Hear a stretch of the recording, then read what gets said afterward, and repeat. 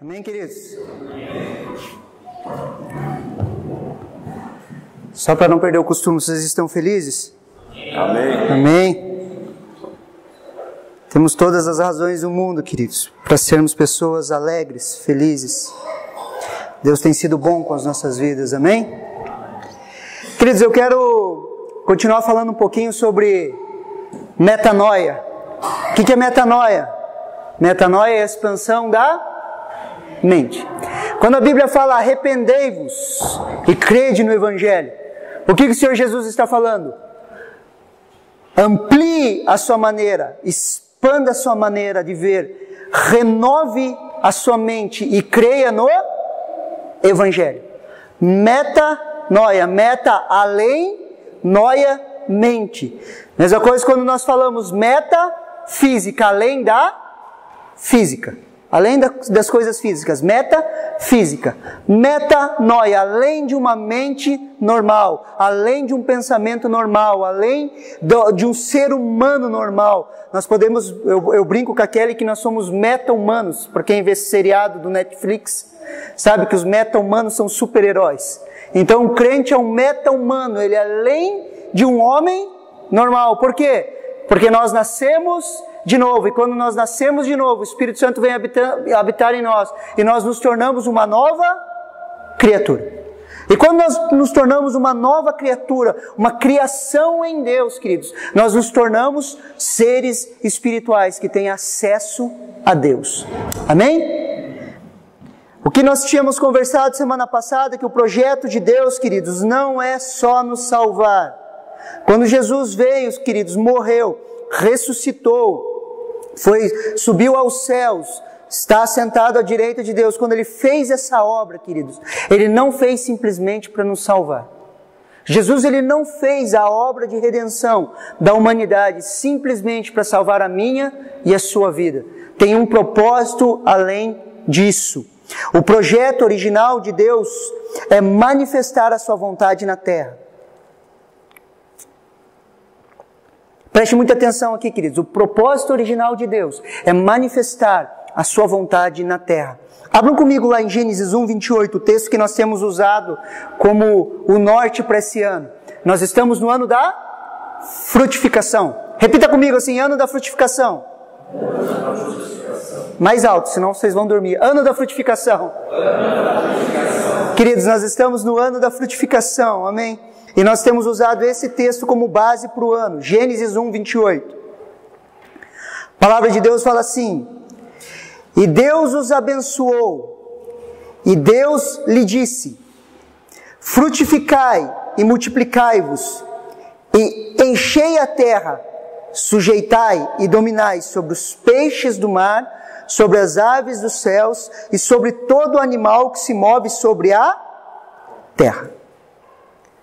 Queridos, basicamente, queridos, Deus cria o mundo, cria todas as coisas, Ele cria o ser humano, e Ele fala: frutificai, multiplicai, enchei a terra e a sujeitai. 4 passos, queridos, que Deus dá para o ser humano. Primeiro, frutifique, sejam frutíferos, produzam frutos. Frutos do trabalho, daquilo que vocês têm feito, sejam frutíferos. Depois Deus fala assim: multiplicai-vos. Esse é o ano da frutificação. O ano que vem nós vamos falar sobre multiplicação, porque são passos que Deus nos deu. Frutificai, multiplicai, enchei a terra, encham a terra.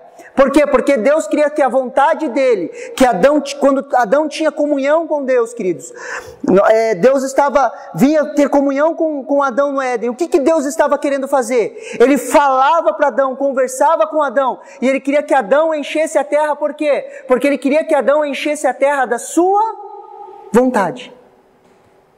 Era para o homem, no plano original de Deus, encher a terra. Então havia Adão e Eva. A partir desse casal ia se multiplicar e ia encher a terra com a vontade de Deus. A boa, perfeita e agradável vontade de Deus. Como? Adão e o ser humano tinham comunhão com Deus e iam enchendo a terra. Enchendo a terra. E esse é o plano original de Deus, queridos. Deus nunca saiu desse propósito. Deus nunca saiu desse propósito. A vontade de Deus, queridos, é manifestar a sua vontade sobre a face da terra. Queridos, havia o mundo, preste atenção aqui, havia o mundo, ok? Havia o jardim do Éden, havia o Éden, e havia um jardim no Éden. 3 partes: mundo, Éden e jardim do Éden, amém? Nós somos o quê? Corpo, alma e espírito. O jardim do Éden, queridos, representava o nosso espírito. Como que é o governo de Deus nas nossas vidas? Através do Espírito. Deus nunca saiu do seu plano original. O que o tabernáculo representa? Átrio, santo e santo dos santos. 3 partes. Deus queria encher a terra com a sua vontade. Plano original de Deus. Quando Deus fala para o homem, sujeite a terra e a domine, a palavra domine, queridos, significa governo. Deus estava falando assim: governe sobre a terra, governe sobre a criação, governe sobre os peixes do mar, sobre as aves dos céus, governe. Queridos, Deus nos chamou para governar.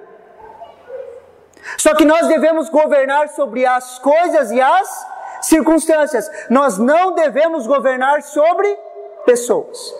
Todas as guerras, todos os conflitos são do quê, queridos? Um homem tentando exercer domínio sobre o outro homem. Da onde nascem as guerras? A partir do momento que o homem quer exercer domínio sobre outro homem. E Deus nunca falou isso. Deus falou para nós sujeitarmos a criação. Eu e você, em Cristo Jesus, nós podemos sujeitar toda a criação, queridos. Só que hoje os papéis se inverteram. Se você for ver, hoje uma planta sujeita ao ser humano. Se você pega a coca, da coca sai a cocaína, que sujeita ao ser humano. Se você pega a cana, da cana sai a cachaça, e a cachaça sujeita ao ser humano. Nós estamos sendo dominados pela criação. E o plano original de Deus é que o homem exercesse domínio sobre a criação. Você consegue entender? Esse é o plano original de Deus, queridos. Governar sobre a criação, não sobre outro homem. O plano original de Deus, queridos, era colonizar a terra com a cultura do reino. O plano original de Deus era colonizar a terra com o reino de Deus. E o que é o reino de Deus? A vontade do seu rei. Lembra quando Jesus fala assim? Que seja feito aqui na terra como é feita no céu. A sua vontade. O que é um reino, queridos? Reino é a vontade de um rei sendo estabelecida. E Deus quer que a vontade dele, que se manifesta no céu, se manifeste aqui na terra. O plano original de Deus, queridos, é colonizar a terra com a cultura do céu. Então, se você estava preparando a sua mala, você estava esperando Jesus voltar, ou você estava esperando morrer para ir para o céu, eu te peço que você desfaça a sua mala, porque nós temos muito serviço aqui.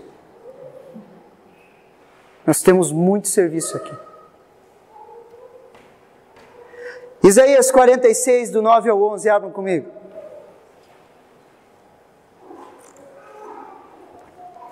Desde o início, queridos, Deus já tem anunciado o fim. Desde o início, Deus já vai anunciando o fim. Isaías 46, do 9 ao 11.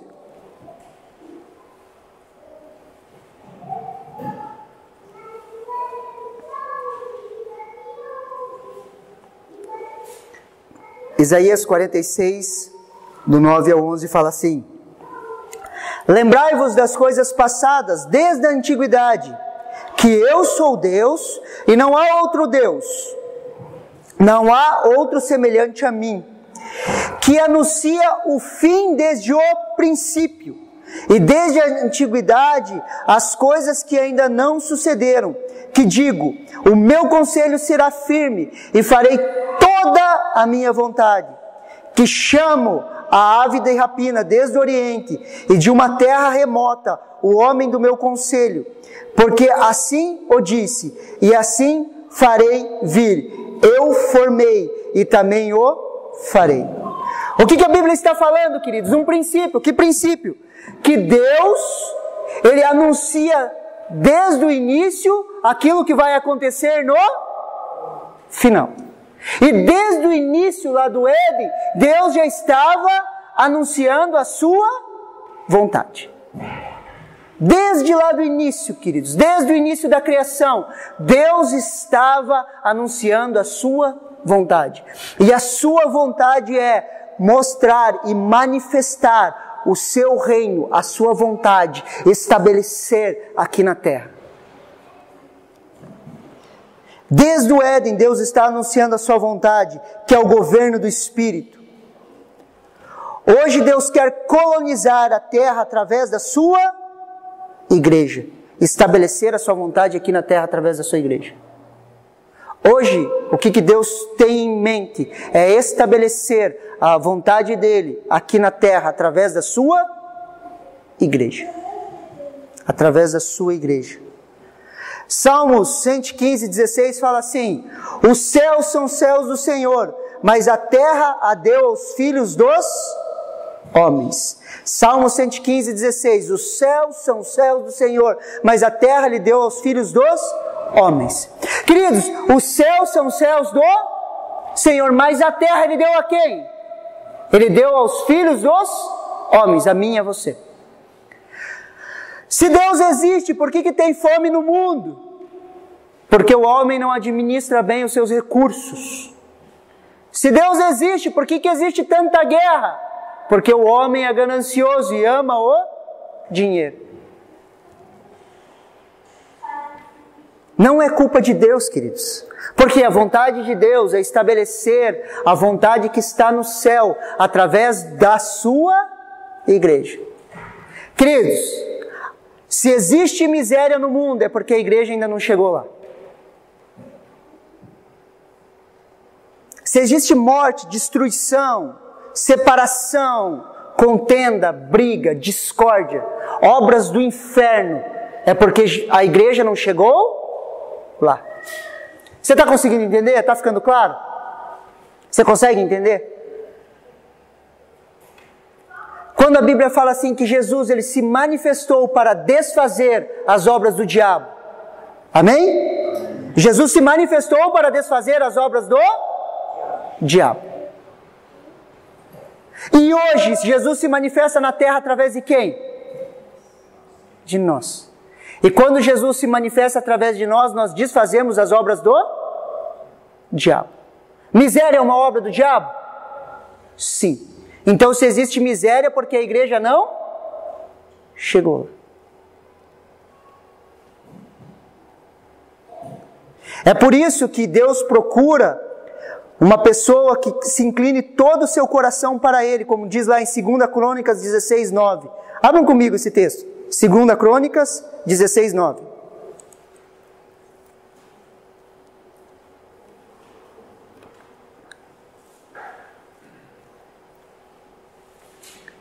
Segunda Crônicas 16, 9. Vamos ler a parte A do versículo.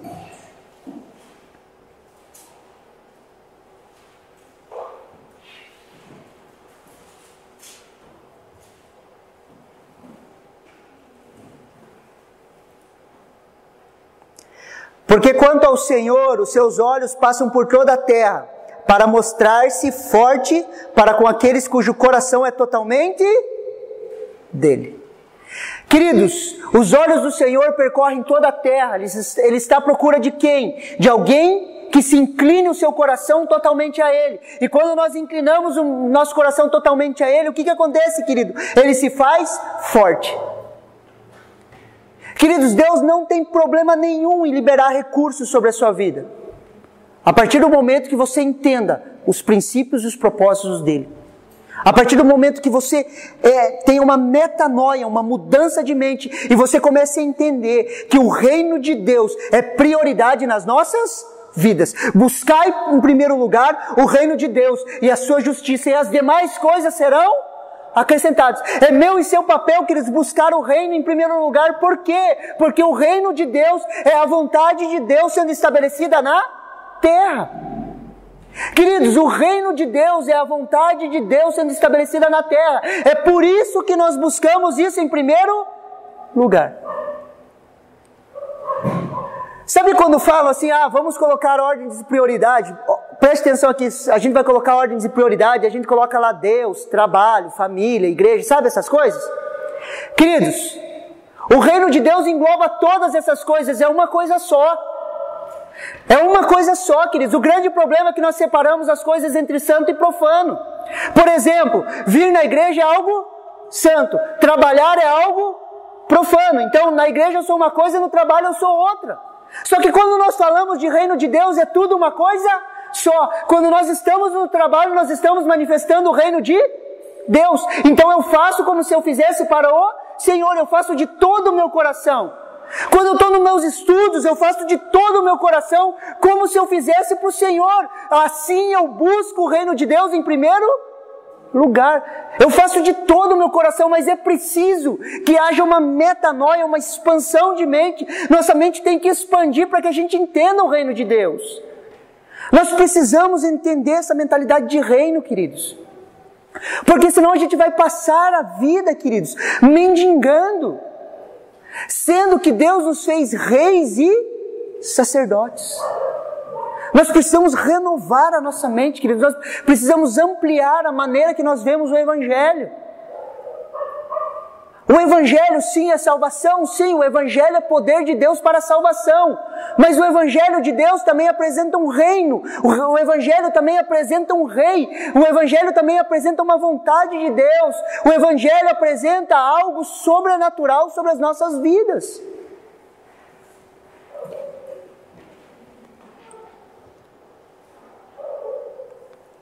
Esse é o propósito eterno de Deus, manifestar, colonizar a terra com a sua vontade. Deus chama Abraão, queridos. Deus chama Abraão. De Abraão, ele separa, ele começa a dar promessas para Abraão. Ele separa uma nação, ele separa a nação de Israel. Mas por que Deus separa uma nação? A ideia de Deus, queridos, era separar a nação de Israel. E fazer a nação de Israel um exemplo para as outras nações. Para que de Israel se manifestasse a sua vontade, e as outras nações olhassem o povo de Israel, e quisessem ser como o povo de Israel, próspero, crescendo. Por quê? Porque Deus estava querendo manifestar a sua vontade. Olha o que Êxodo 19, do 4 ao 6 fala, queridos. Abram comigo lá em Êxodo 19, do 4 ao 6.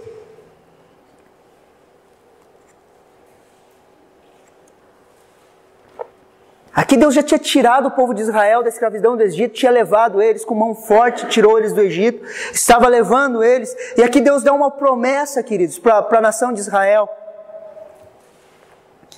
Êxodo 19, do 4 ao 6 fala assim: tendes visto o que fiz aos egípcios, como vos levei sobre as asas de águia e vos cheguei a mim? Agora, pois, sede diligente, ouviste a minha voz, e guardai a minha aliança. Então serei minha propriedade particular entre todos os povos da terra, porque toda a terra é minha, e vós me sereis reino de sacerdotes, ou reis e sacerdotes, e nação santa. São essas as palavras que falei aos filhos de Israel. Deus já tinha separado o povo de Israel, queridos, e já estava falando: vocês vão ser um reino sacerdotal, vocês vão ser reis e sacerdotes, vocês vão governar sobre a terra, as nações vão aprender com vocês a minha vontade. Só que o povo de Israel tropeçou. O propósito eterno continua, Deus separa um povo e fala: através de vocês eu vou discipular as nações e vou espalhar minha vontade sobre as nações.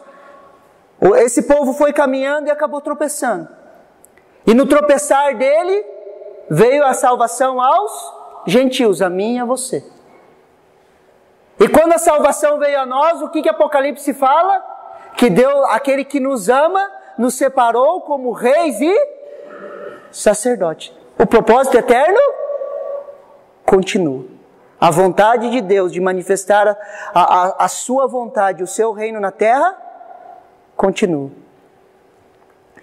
Isaías 42, do 6 ao 8, declara assim: Eu, o Senhor, te chamei, falando do povo de Israel, povo judeu, em justiça, tomar-te-ei pela mão e te guardarei, te farei medidor da aliança com o povo e luz para os gentios, para abrir os olhos aos cegos, para tirar da prisão o cativo e do carcereiro que jaz em trevas.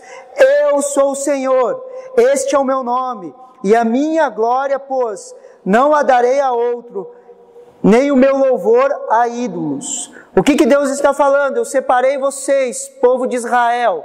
Para quê? Para que vocês sejam luz para as nações. Para que vocês ensinem a minha vontade às nações. Para que vocês discipulem as nações. Para que vocês colonizem a terra com a minha vontade. Deus está falando isso para o povo de Israel. Só que o povo de Israel tropeçou, fala, graças a Deus. O povo de Israel tropeça e a salvação vem para os gentios, aqueles que não tinham aliança com Deus, eu e você. E através de Jesus nós temos uma aliança com Deus. E se nós temos uma aliança com Deus, hoje eu e você fomos enxertados na oliveira verdadeira, que é o povo de Israel. Eu e você fomos enxertados e nós estamos debaixo das promessas de Abraão. Hoje eu e você somos reis e sacerdotes. Hoje eu e você somos luz para as nações. Salmo 2 fala, pede-me e te darei as nações por herança. Queridos, nós temos que ter uma metanoia, uma mudança de mente, uma expansão de mente. Nós precisamos entender a complexidade do Evangelho, o Evangelho como um todo, queridos. Nós precisamos renovar nossa mente e começar a entender. Dentro de nós, queridos, há o poder para discipular as nações, queridos. E essa é a vontade de Deus, e o plano e o projeto dele. O projeto dele é trazer o seu reino sobre a face da terra. O projeto de Deus original é manifestar a sua vontade na terra. E ele vai manifestar como, queridos? Através da igreja. Ah não, pensei que era só o pastor que tinha que trabalhar. Queridos, todos nós somos reis e sacerdotes. Como sacerdote, você entra diante de Deus, você ora, você fala com Deus, você ouve de Deus, e como rei, você serve as pessoas. Porque é um reino de serviço. Quando você entende isso, queridos, você entra na presença de Deus, Deus fala com você, Deus te instrui, você chega no seu trabalho e você abençoa pessoas. A resposta para o mundo, queridos, está na sua boca. A resposta para as pessoas que te cercam, queridos, está nos seus lábios. Nós fazemos tudo como se fizéssemos para o Senhor, queridos. Você consegue entender que se nós entendermos a vontade de Deus como sacerdotes, nós manifestamos ela na terra como reis? Só que quando nós falamos de reis, às vezes a gente pensa assim, não, agora vou ser rei, eu quero ser servido, eu vou mandar nos outros.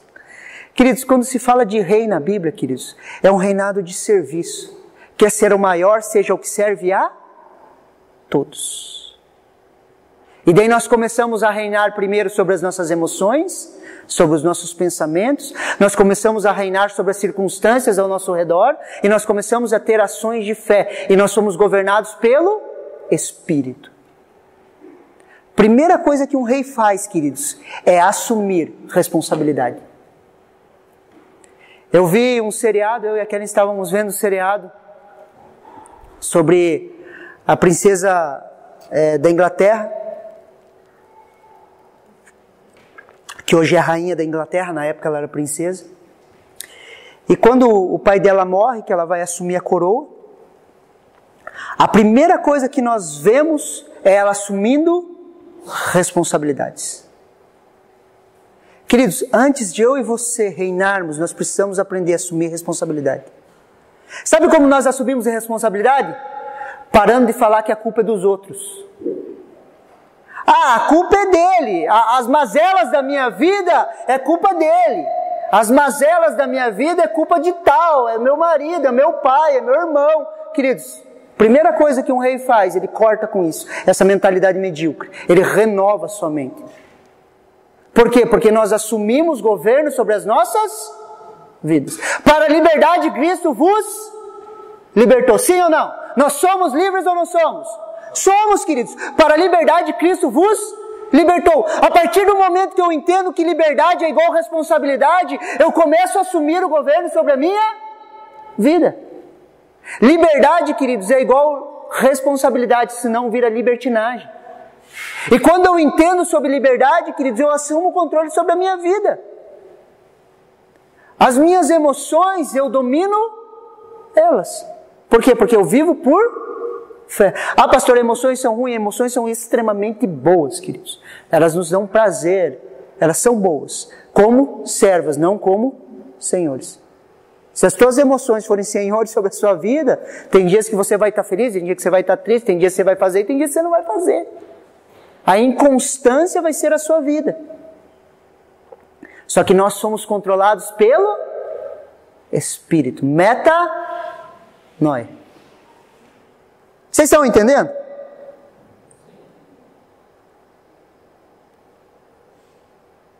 Outra coisa interessante que eu vi nesse seriado, queridos. Quando ela foi fazer a prova da coroa, a coroa é extremamente pesada, ela é grande. Então colocaram a coroa nela, ela era menina nova. E ela foi andar com a coroa, ela andou assim, né? Porque a coroa desequilibrava, ela foi andando assim. E ela foi, andou um pouco, e ela entregou a coroa para a pessoa que cuida. E ela chegou assim e falou, eu posso pegar emprestado para mim treinar? Na hora que ela falou assim, o súdito olhou para ela e falou, você não precisa pedir aquilo que é teu.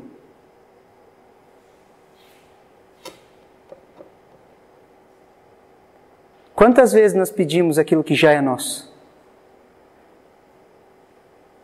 Deus me liberta. Eu já libertei. Deus me abençoa. Eu já te abençoei. Deus faz. Ele fala assim, eu já fiz. É teu. É teu. Deus, eu queria que o Senhor me amasse. Ele fala, eu já te amo. É teu. Você consegue entender? Nós criamos um estilo de oração onde nós oramos pedindo aquilo que já é nosso. Foi conquistado pela graça. É nosso. Sim ou não? Sim. É nosso.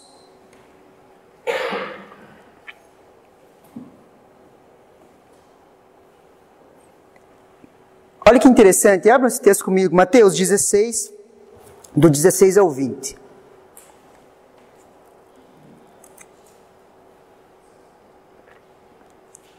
Mateus 16, do 16 ao 20. Queridos, estamos falando do que? De metanoia. Mudança de mente, expansão da mente. Mateus 16, do 16 ao 20.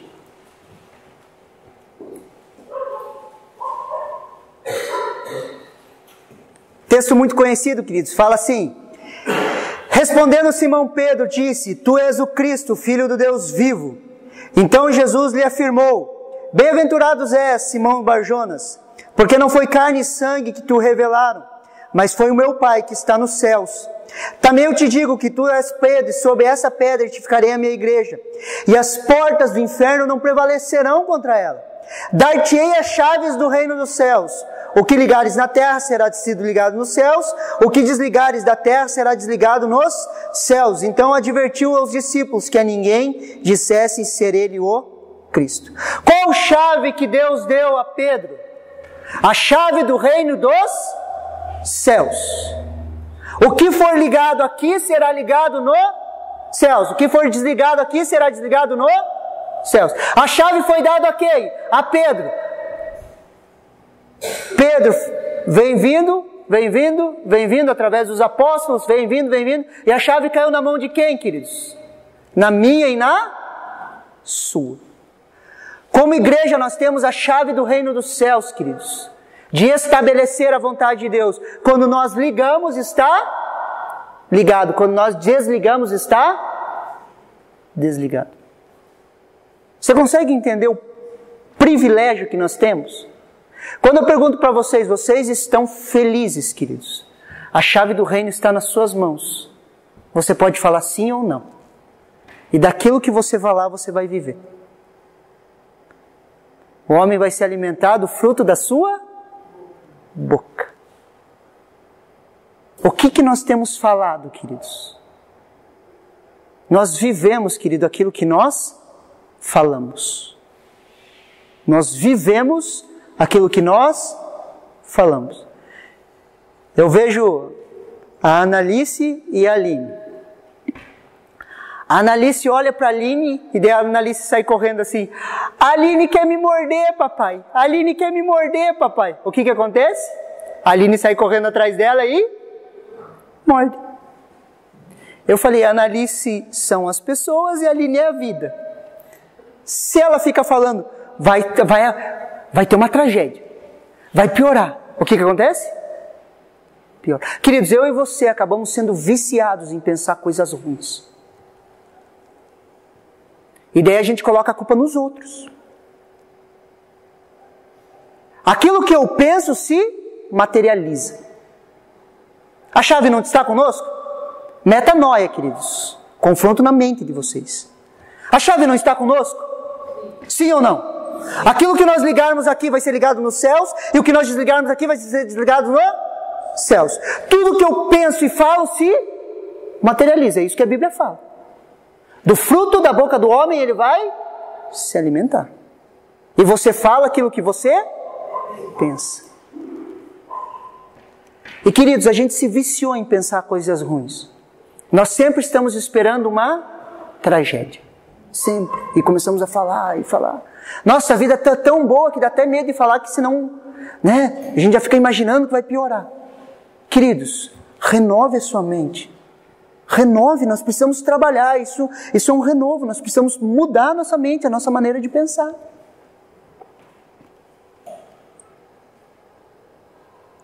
Queridos, a palavra igreja, queridos, a palavra igreja, preste muita atenção aqui, a palavra igreja é eclésia, eclésia significa chamados para fora, a palavra igreja significa eclésia. O que era eclésia, queridos? Eclésia era uma pedra na porta de Atenas, havia uma pedra, essa pedra, se você colocar lá no Google, eclésia, você vai ver, tem a foto dessa pedra até hoje. Existe uma pedra que se chama eclésia. E o que acontecia no início da democracia?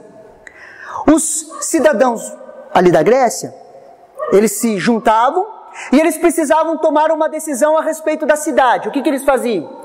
Eles eram chamados para fora da cidade, subiam sobre uma rocha que se chamava eclésia, discutiam a respeito de um assunto, entravam em concordância sobre qualquer assunto da cidade, e ali eles lançavam um decreto sobre a cidade. E aquele decreto que eles lançavam sobre a cidade, acontecia. Por quê? Porque a eclésia se reuniu. Jesus está no mesmo contexto, o que ele fala? Pedro, sobre esta rocha edificarei a minha eclésia, e as portas do inferno não prevalecerão contra ela. Então, qual que era a rocha? A revelação que Jesus era o Filho de Deus. A rocha não era Pedro. A rocha era a revelação que Jesus era o Filho de Deus.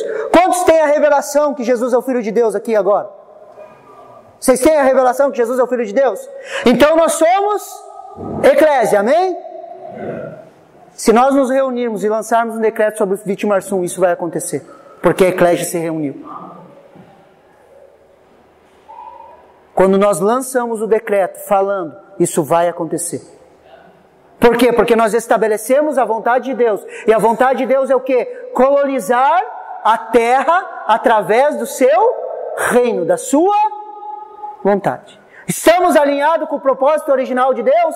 Sim. Então, se nós nos reunirmos em nome de Jesus e falarmos, essa terra vai ser uma terra de avivamento, essa terra vai ser uma terra onde as pessoas vão ser cheias do Espírito Santo, essa terra onde vão se levantar homens e mulheres de Deus que vão influenciar a nação, o que vai acontecer, queridos? Isso vai acontecer. No meio das nossas crianças, como eclésia, nós nos reunimos e falamos que nenhum deles vai se perder. Nenhum deles vai se perder. Todos vão se levantar como homens e mulheres de Deus. Eclésia, queridos, nós estamos com a chave do reino. Você consegue entender? Queridos, tem horas que a gente está conversando com algumas pessoas, me perdoem, queridos, mas eu tenho vontade de falar, cala a boca.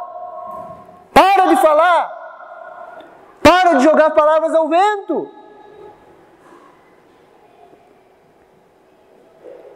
Queridos, para haver mudança, queridos, tem que haver confronto. Nós precisamos confrontar nossa maneira de pensar, nossa maneira de agir, nossa maneira de falar.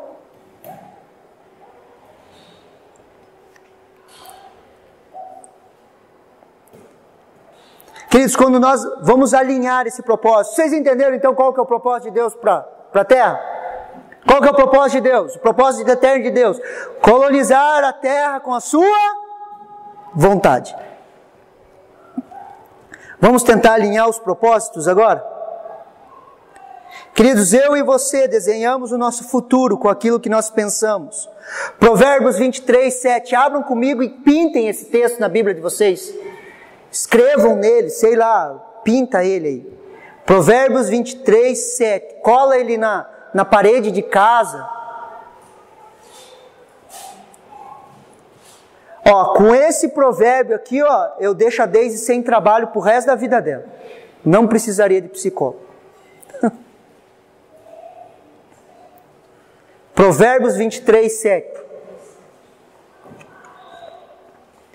Porque como imagina em sua alma, assim ele é. Só essa parte, a parte 1. Porque como imagina em sua alma, assim ele é. Assim como o homem pensa dele mesmo, ele se torna. Você consegue me entender? Do jeito que você se vê, do jeito que você pensa, você se torna, queridos. Se você pensa assim, eu sou um zero à esquerda, eu não presto para nada, tudo é ruim, a minha vida não presta. O que acontece, queridos? Você acaba se tornando naquilo que você pensa, queridos. Você acaba se tornando naquilo que você pensa, queridos. Como nos imaginamos, nós nos tornamos. Precisamos reprogramar a maneira que nós nos enxergamos. Precisamos reprogramar a maneira que vemos o mundo ao nosso redor. Eu e você precisamos reprogramar a nossa mente. Ter uma metanoia, uma mudança de mente. Para quê? Para reprogramar a maneira que nós nos vemos e a maneira que a gente vê o mundo ao nosso redor. Tem pessoas, queridos, que vivem repetindo: a vida é difícil, a vida é difícil, a vida é difícil. E ele vai falando, a vida é difícil, e a vida se torna um peso. Ele fica orando: Jesus, volta ou me mata. Por quê? Porque a vida se tornou um peso, porque ele pensa desse jeito. Não, a vida é ruim. Quando eu chego aqui, queridos, todo domingo, desde que vocês me conhecem, eu estou falando isso. Vocês estão felizes? Por quê? Porque haja um despertar na mente, queridos. Eu e você somos o povo mais feliz da terra. Amém. Pastor, você não fica triste? Fico, mas eu não permaneço. Se eu levo uma pancada, queridos, como sacerdote, eu vou diante de Deus, eu choro diante de Deus, e logo eu já saio canela lá de dentro. Falo, estou pronto para a próxima. Queridos, eu sou rei e sacerdote, queridos. Eu sei de onde eu saí. Eu sei de onde Deus me tirou.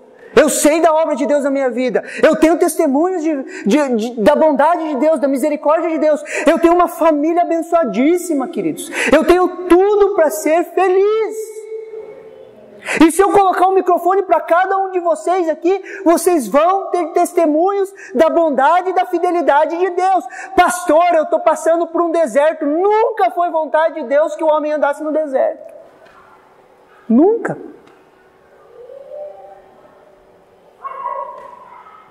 Nunca foi vontade de Deus.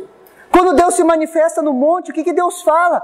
Moisés, fala para os filhos de Israel subir. Subam para a minha presença, porque eu quero fazer vocês uma nação de reis e sacerdotes. O povo ficou com medo de Deus, falou: não, eu não subo não. Sobe lá, Moisés, fala com ele e diz o que é para a gente fazer.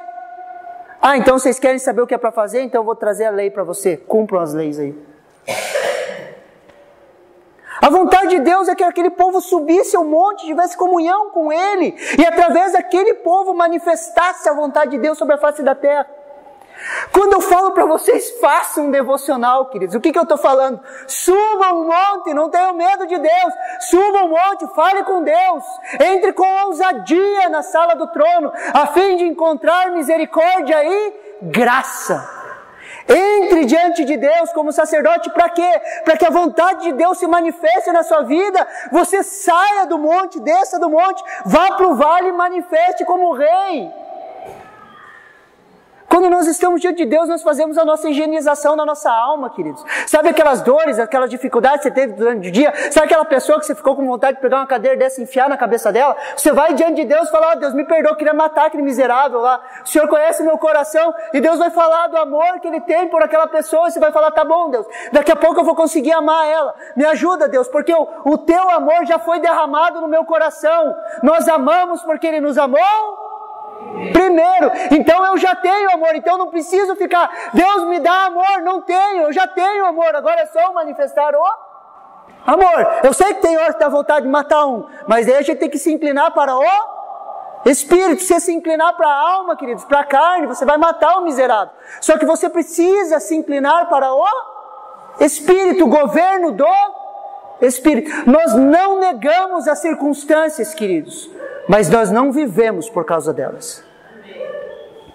Pastor, as circunstâncias estão difíceis. Olhe pelos prumos da fé. Olhe com os olhos de Deus. Olhe para frente, queridos. Você já percebeu que teu corpo todo apontado para frente?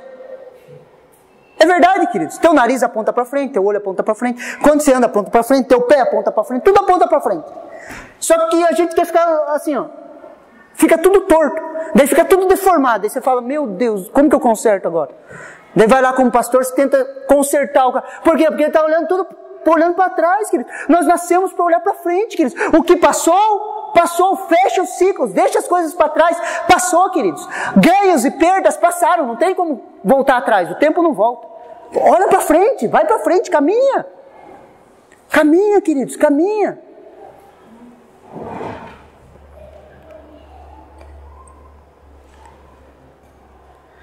Jeremias 29:11, texto muito conhecido, fala assim: eu é que sei os pensamentos que tenho a vosso respeito, diz o Senhor, pensamentos de paz e não de mal, para vos dar um fim que desejais. Então Deus tem pensamentos de paz para nós, queridos. Ele está programando um futuro. Ele tem um futuro desejável para mim e para você.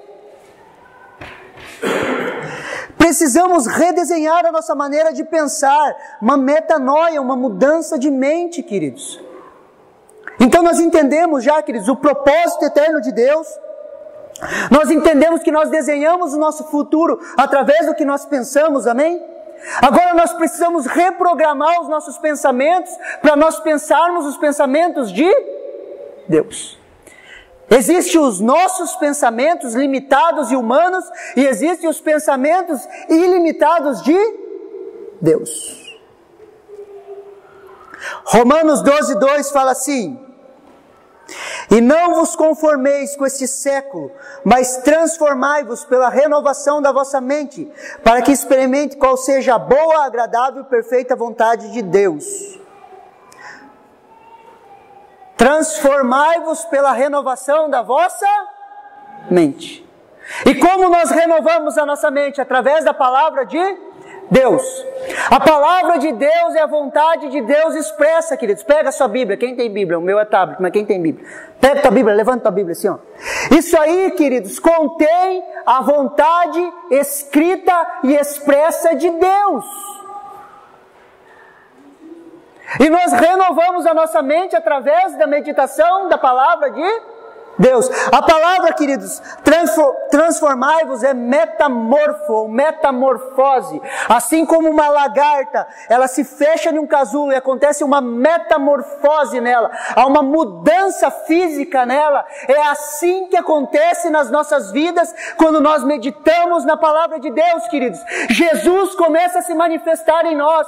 Há uma metamorfose em nós. A nossa mente começa a mudar de tal forma forma que as nossas ações mudam. E quando nós nos olhamos, queridos, nós estamos cada vez mais parecidos com Jesus. Quando nós olhamos para as nossas ações, queridos, nós começamos a olhar e ver que nós estamos expressando Jesus. Aquilo que nos ofendia já não nos ofende mais. Aquilo que nos chateava já não nos chateia mais. Aquilo que demorava para a gente perdoar já não demora mais. Por quê? Porque está havendo uma metamorfose. Nós estamos se tornando parecidos com Jesus. Nós começamos a exalar o cheiro de Jesus. Nós começamos a ser pessoas agradáveis. As pessoas gostam de estar com nós. As pessoas gostam de nos ouvir. Por quê? Porque nós manifestamos a Jesus. Queridos, como eu falei semana passada, volto a dizer, Jesus era um cara alegre. Jesus era um cara feliz, resolvido, queridos. Jesus não era um ser carrancudo, brabo. Você já viu que onde Jesus estava, as crianças estavam em volta dele? Você já viu criança estar perto de gente chata, carrancuda, que fica reclamando da vida? Já viu isso? Eu nunca vi. Agora Jesus era alegre, queridos. Jesus era alegre, alegre. A Bíblia fala que ele foi ungido com óleo de alegria, muito mais do que os seus irmãos. Ele era um cara empolgado. Quando ele falava do reino de Deus, ele devia se expressar assim. Eu não sei porque é que eu gosto de fazer isso, eu acho que ele gosta também. Mas eu acho que é isso aí mesmo. Quando ele falava, ele se expressava, ele falava. Por que chamavam ele de endemoniado? Você já viu alguém endemoniado? O endemoniado não fica paradinho assim, ó. O endemoniado fica se debatendo, se fala. Eu imagino Jesus falando na festa, quando ele subiu, que a Bíblia fala que ele subiu, no último dia da festa, ele se colocou em pé e falou assim, aquele que tem sede, beba. Eu acho que ele subiu numa cadeira, alguma coisa lá. Quem tem sede, venha, nem beba. Todo mundo olhou assustado e ele falou, venham, beba de mim. Os caras se assustaram, falando, o que ele está falando? Aquele que crê em mim, como diz as Escrituras, do seu interior fluirão rios de água viva. Eu acho que ele falava, as pessoas ficavam... Ou você acha que ele subiu lá igual a gente vê na Globo, Jesus de chapinha, né, duro assim? Aquele que tem sede, vem a mim. Jesus era muito louco, queridos. Muito louco. Sai berrando, gritando, falando, se expressando. Jesus detestava a religião. As únicas vezes que ele batia nas pessoas, raça de víboras, ai de vocês, quando ele chegava duro nas pessoas, era por quê? Porque eram pessoas religiosas, que viviam uma religião, não viviam um reino. Deus, ele não veio, Jesus, ele não veio trazer uma religião sobre a face da terra. Ele veio manifestar um reino, queridos. Ele não veio trazer um sistema de regras. Ele veio trazer o plano original de Deus, acessível a mim e a você. Reino de Deus é comunhão com Deus, não são regras. Reino de Deus é uma vida com Deus. É uma vida com Deus. Quando nossas mentes são renovadas, nós nos tornamos a imagem de Jesus. A essência de Deus está depositada em nós. Quando essa essência manifesta, nós nos transformamos.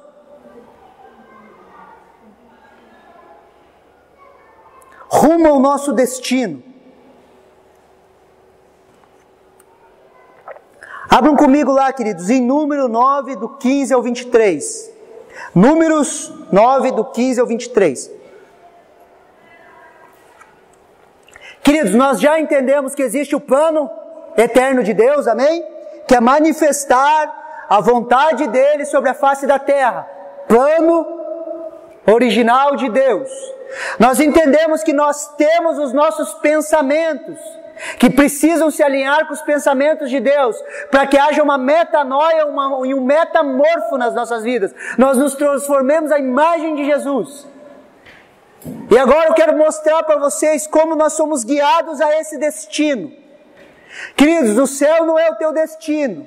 Preste atenção aqui em mim. O céu não é o teu destino, o céu é a tua origem. Você saiu do céu. Antes da fundação do mundo, eu te conhecia. Todas as coisas foram criadas por Ele e para Ele. Você foi criado de quem? Dele? Sim ou não? Então você saiu dele. Você saiu dos céus. Você saiu dele. Então o teu destino não é lá. O teu destino é aqui, queridos. Tem coisa para nós fazermos aqui. Ah, pastor, mas nós não vamos para o céu? a Nova Jerusalém, ela desce dos céus e ela se funde à terra. O seu destino não é o céu, queridos. Números 9, do 15 ao 23. E no dia que foi levantado o tabernáculo, a nuvem cobriu o tabernáculo sob a tenda do testemunho. E à tarde estava o tabernáculo como uma aparência de fogo até a manhã. Assim era de contínuo, a nuvem cobria e de noite havia aparência de fogo. Mas sobre a nuvem se alçava sobre a tenda, os filhos de Israel partiam. E no lugar onde a nuvem parava, ali os filhos de Israel acampavam, segundo a ordem do Senhor. Os filhos de Israel partiam, segundo a ordem do Senhor, os filhos de Israel acampavam. Todos os dias em que a nuvem pairava sobre o tabernáculo ficavam acampados. E quando a nuvem se detinha, muitos dias sobre o tabernáculo, então os filhos de Israel cumpriam a ordem do Senhor e não partiam. E quando a nuvem ficava poucos dias sobre o tabernáculo, segundo a ordem do Senhor, e se alojavam, e segundo a ordem do Senhor, partiam. Porém, outras vezes a nuvem ficava desde a tarde até a manhã. E quando ela se alçava pela manhã, então partiam. E quer de dia, quer de noite, alçando-se a nuvem, partiam. Ou quando a nuvem ficava sobre o tabernáculo, se detinham 2 dias, ou 1 mês, ou 1 ano, ficavam sobre ele. Então os filhos de Israel se alojavam e não partiam. E alçando-a, partiam. Segundo a ordem do Senhor se alojavam, segundo a ordem do Senhor partiam. Cumpriam o seu dever para o Senhor, segundo a ordem do Senhor, por intermédio de Moisés. Deixa eu explicar esse texto de forma simples. Eles montaram o tabernáculo, queridos, a manifestação de Deus veio sobre aquele lugar, e o que acontecia? Vinha uma nuvem sobre o tabernáculo de dia, e sobre a noite o tabernáculo ficava como fogo. Uma coluna de fogo que cuidava dos filhos de Israel. Quando a nuvem se levantava do tabernáculo e andava, o povo fazia o quê? Eles moravam em barracas, eles desmontavam as barracas e eles partiam. Iam atrás da nuvem.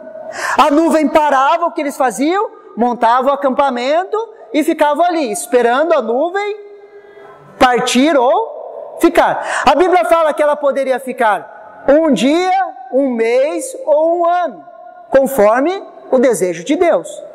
E tinha vezes que a nuvem parava de tarde e de noite ela já levantava. Agora imagine, querido, você está andando no deserto, cheio de mochila, cheio de criança berrando, aquela coisa, quase 3 milhões de pessoas andando no deserto, com mochila, com tenda, a nuvem para, você vai lá e começa a montar a tua tendinha, a nuvem pega e levanta. Ah, meu Deus do céu, você nem dormiu, você nem almoçou, você vai lá, desmonta e segue a ordem do Senhor. O que esse povo tinha? Disposição para servir. Segundo a ordem do Senhor eles ficavam, segundo a ordem do Senhor eles partiam. Se a tenda ficasse 1 ano em um lugar, graças a Deus ficou 1 ano, eles ficavam lá de boa durante 1 ano. A nuvem saía, eles iam atrás. Você já percebeu que deserto não é plano, né? É assim. Daí de repente a nuvem para, você tem que montar teu acampamento meio torto assim. Imagina, ela fica 1 ano e você dormindo de lado assim. Segundo a ordem do Senhor eles ficavam, segundo a ordem do Senhor eles partiam. Queridos, a nuvem era algo que eles conseguiam ver com seus 5 sentidos. Sim ou não? Era visível. Eles olhavam com seus 5 sentidos. Eles percebiam, eles olhavam a nuvem andava, eles saíam atrás dela. Pastor, aonde você está querendo chegar? Eu quero te dizer onde está essa nuvem hoje. Abram comigo em João 3:8.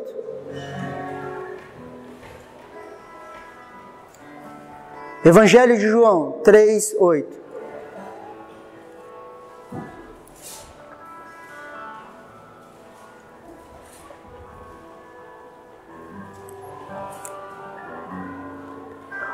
O vento sopra onde quer e ouvem a sua voz, mas não sabem de onde vem, nem para onde vai. Assim é todo o que é nascido do Espírito. Aquela expressão externa, queridos, que era a nuvem, subindo e descendo, indo e direcionando o povo.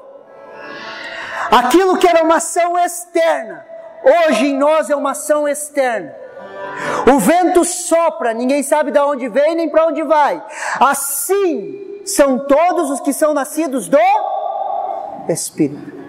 Queridos, nós somos guiados por esse Espírito, queridos. Aonde esse Espírito sopra, ele vai nos levando, queridos.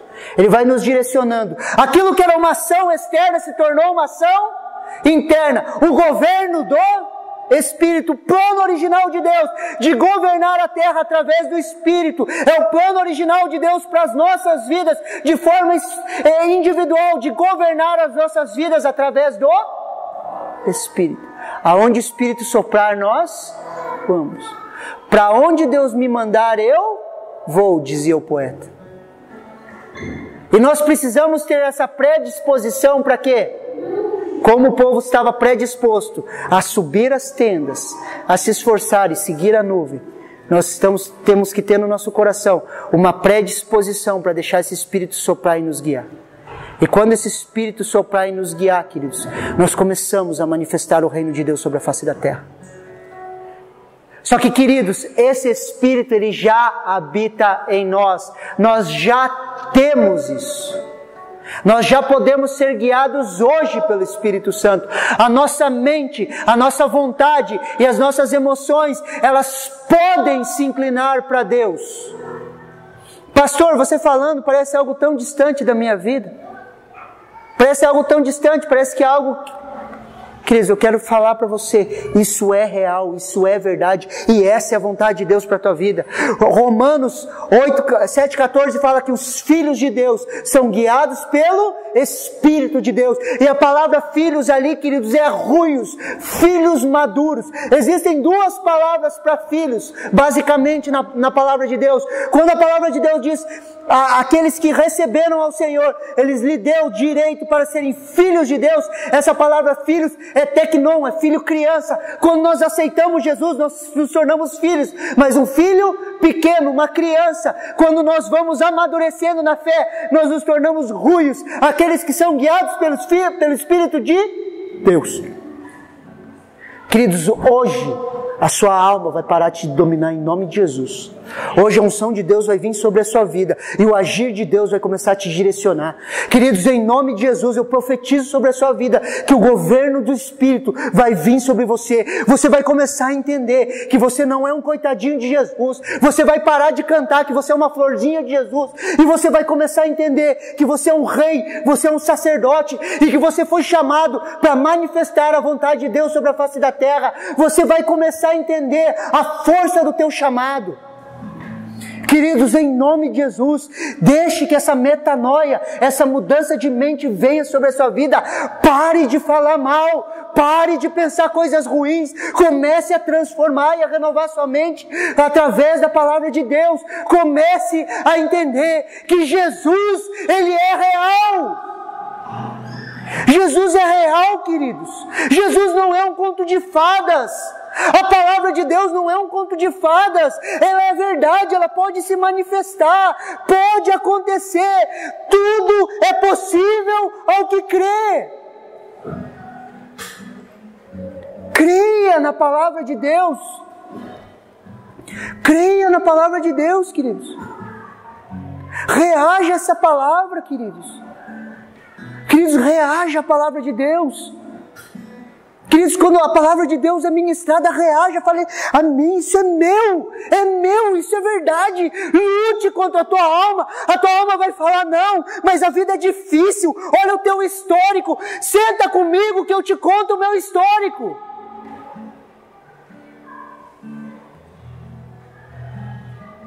Todos nós temos histórias ruins, mas você vai ficar preso nisso. Queridos, um Deus que não te confronta não é Deus. E Então eu estou te confrontando, eu estou confrontando a tua mente, para que a sua mente seja confrontada e venha à tona as obras de Satanás na sua vida que tem te prendido em amarguras, em decepções, em tristezas. Você é mais do que aquilo que você pensa que você é. Deus depositou o Espírito dele sobre a sua vida. Deus investiu a vida de Jesus em nós, queridos. Para quê? Para nós manifestarmos a vontade de Deus sobre a face da terra. Se coloque em pé.